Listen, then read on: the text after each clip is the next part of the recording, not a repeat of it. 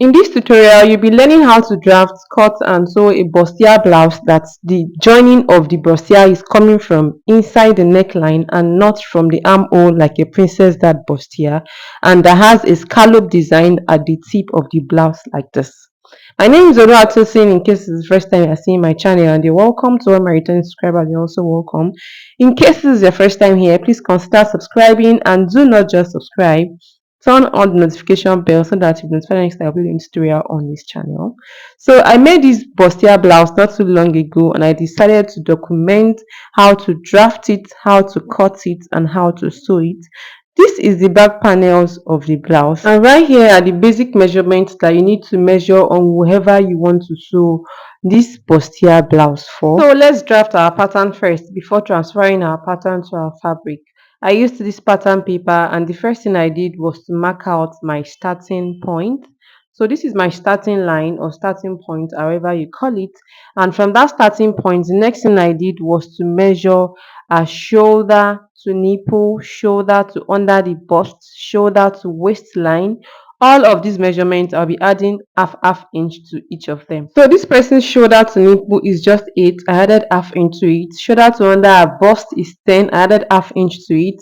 Then shoulder to her waistline is 13. I added half inch to it. These measurements appear small because I'm making this blouse for somebody that is just 15 years old, but she has bust. So I connected all these points into straight lines, and I proceeded to labeling them: shoulder to nipple, shoulder to under the bust, and shoulder to waistline.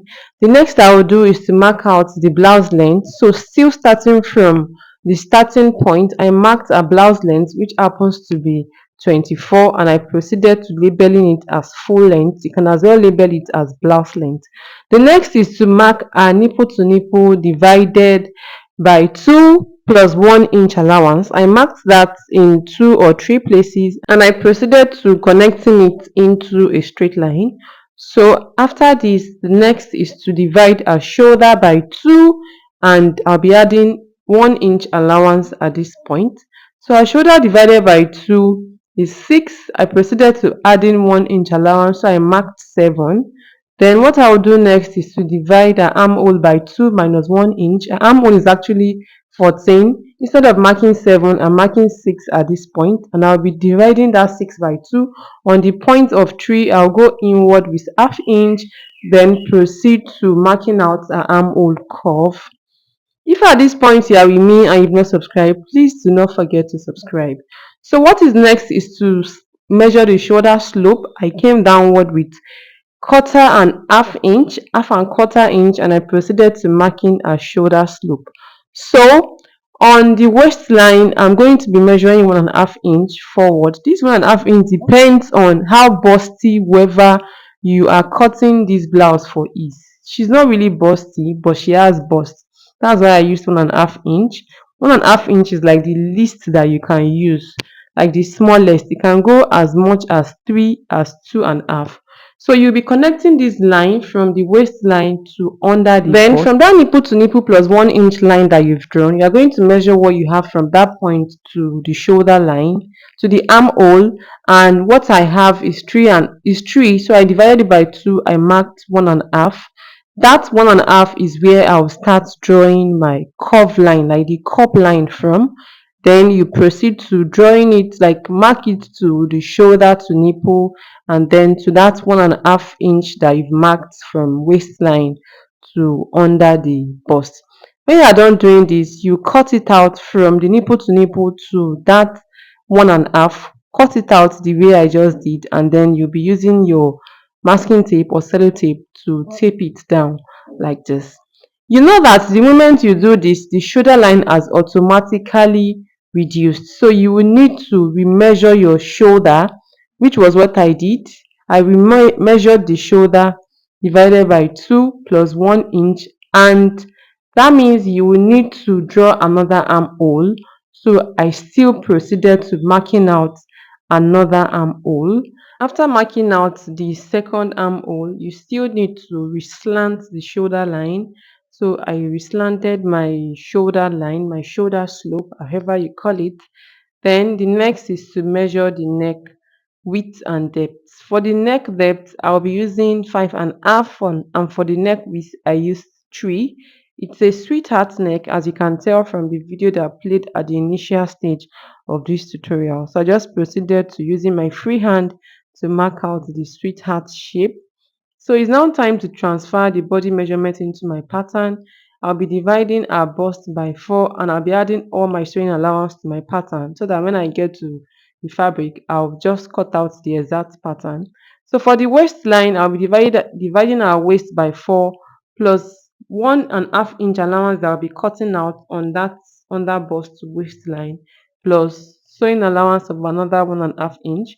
And on the full length, I'll be dividing our hip by 4, and I'll be adding the 1.5 inch that I'll be cutting out, and I'll still proceed to adding sewing allowance. After this, I proceeded to cutting this out. After cutting it out, I proceeded to cutting out the scallop design on the tip of the blouse. This scallop design can vary. You can just get creative. You can mark it out, like you can cut the design anyhow you want it to be. But for me, I chose this particular scallop design. And for the back panel, I proceeded to cutting it out. This is the back panel. I've transferred my back pattern to the back panel. I'll just be sewing straight that on top of it. And I cut my doll face first, which is the lining, before using it to cut my lace. And for this doll face, I'll be cutting two for each panel, because I'll still be using one to turn the other. So I'll be stitching one doll face on the lace, and I'll use the second doll face to turn it. So this is the front pattern after I've transferred. This is the front lining after I've transferred the pattern to it, and this is the front lace, which is the outer fabric, after I've transferred it to the lace. So the first thing I did was to interface my fabric. You cannot interface the lace. You can't put stay on the lace. It has to be on the lining. So I put stay on both linings, like both layer of lining. And what I'll do next is to start sewing. To sew, I'll be joining the bustier first. It's always advisable to start joining your bustier from down. So the way I pinned it, right side facing right side. At this point, I kept the second lining aside. As you can see, it's just one lining that is here, which is the one I'll be stitching on top of the lace. So I'll join the bustier to both sides, starting from the down, and I'll be joining it with just 1/2 inch. This is the lining for the front panel. I added interfacing to just the bust region, and I'll not be adding breast pad to this bustier, because I've interfaced the first lining 3 times, and the person doesn't want too much pad. So if you want it to be very, very padded, just still proceed to adding wadding or laminated foam or whatever pad you want to use to that bust region. And for the back, I proceeded to transferring the doll face to the lace. Don't forget I said you have to cut two lining for each panel. It's very, very important. And when you are turning the back, you'll be turning the neckline and the down with hemming gum. So after joining the front panel first, the bustier part, this is what is looking like. You can see that this cup is cupping, regardless that what I used for the underbust tightening was just 1.5. You can see that the cup is standing perfect for this person's side. Imagine when you now use like 3 or 2 or 2.5, you can imagine how well your cup will come out. So it has to be from the pattern. If you've drafted your cup well, it will come out very well. So I proceeded to join the lining first, and I faced the right side of the lining to the right side of the front panel. I'll start by turning the neckline, then I'll turn the down.